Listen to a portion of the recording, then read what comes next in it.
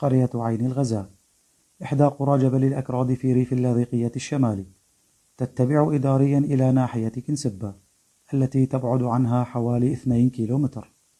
يبلغ عدد سكانها حوالي 700 نسمة، وكلهم من الكرد، ولكنهم لا يتكلمون الكردية، وذلك لعدة أسباب، أهمها سياسة التعريب التي اتبعها نظام الأسد منذ توليه لسلطة البلاد، وبعدهم الجغرافي عن مناطق الكرد في سوريا.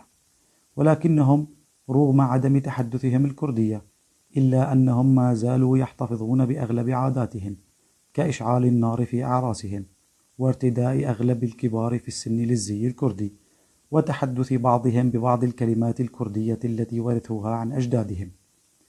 أبرز عائلات هذه المنطقة: جناورو، سيو، عترو، أوسي، وأحمد.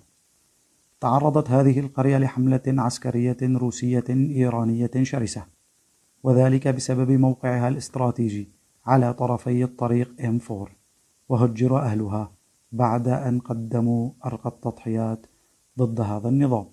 لا زال أبناء هذه المنطقة يفتخرون بأصولهم الكردية، ويتكلمون بعض الكلمات التي أخذوها عن أجدادهم،